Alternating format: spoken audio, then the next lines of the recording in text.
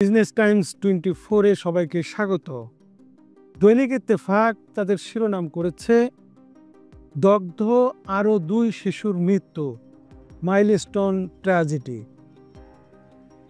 গ্রেপ্তারের 12 ঘন্টার মধ্যে জানাতে হবে পরিবারকে, 254 ধারায় গ্রেপ্তার। জাতিসংঘের মানবাধিকার মিশন আমাদের স্বার্থের বিরুদ্ধে যাবে না, পররাষ্ট্র উপদেষ্টা।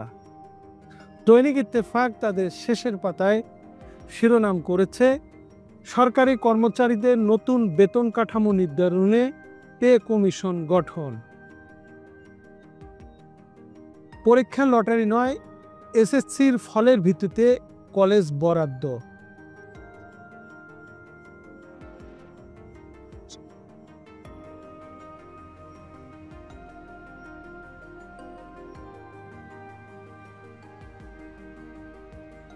প্রথম আলো তাদের প্রধান শিরোনাম করেছে মূল্যস্ফীতির চাপ ঠেকাতে নতুন বেতন কমিশন।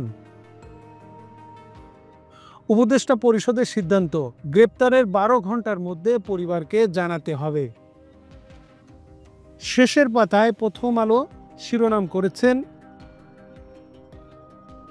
পোর্সেলাইন বিশ্বকে বাংলাদেশের উপহার, গোলটেবিল বৈঠক।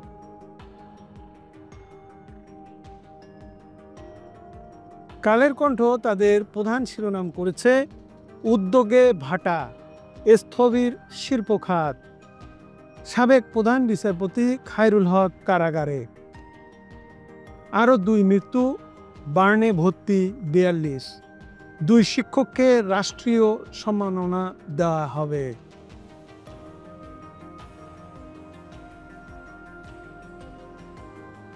উদ্ধার কাজে সেনাবাহিনীর মানবিকতা। কালের কণ্ঠ তাদের শেষের পাতায় শিরোনাম করেছে নিখোঁজদের খুঁজে দিশেহারা, মাইলস্টোন ট্র্যাজেডি। হাসিনার গুলি চালানোর নির্দেশের সত্যতা পেয়েছে আল জাজিরা।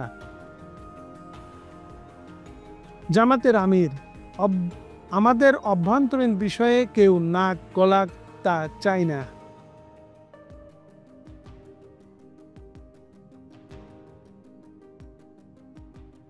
যুগান্তর তাদের প্রধান শিরোনাম করেছে দেশ ও গণতন্ত্র ধ্বংসের প্রধান হোতা খলনায়ক খায়রুল গ্রেপ্তার।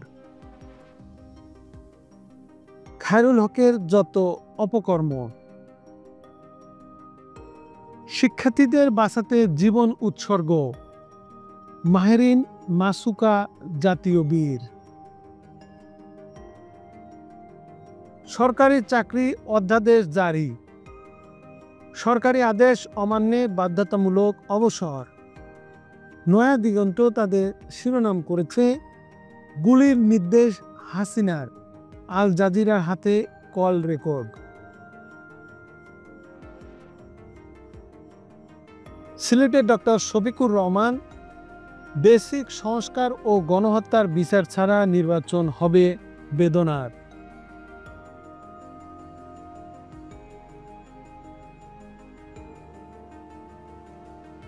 অস্থিরতায় কলকাঠি নাড়ছে আওয়ামী লীগ। আমাদের সময় তাদের শিরোনাম করেছে স্বৈরশাসনের পথ করে দেন খায়রুল হক, সাবেক প্রধান বিচারপতি খায়রুল হক কারাগারে।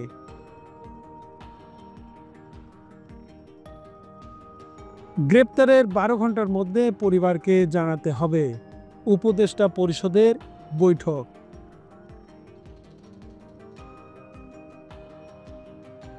ঘোষণা ট্রাম্পের, 15% নিচে নামবে না শুল্ক। সমকাল তাদের প্রধান শিরোনাম করেছে সরকারি কর্মকর্তাদের সম্পদের হিসাব আলমারিবন্দি। বেতন সমন্বয় করতে পে কমিশন গঠন। যাত্রাবাড়ি থানায় হত্যা মামলায় সাবেক প্রধান বিচারপতি খায়রুল হক কারাগারে।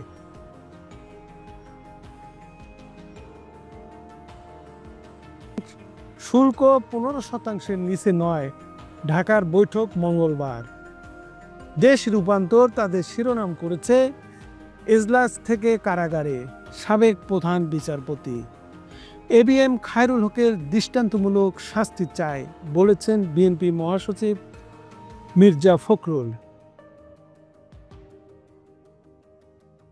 সরকারি কাজে বাধা দিলে বাধ্যতামূলক অবসর, সরকারি চাকরি অধ্যাদেশ। সরকারি কর্মচারীদের জন্য পে কমিশন। সবাইকে ধন্যবাদ।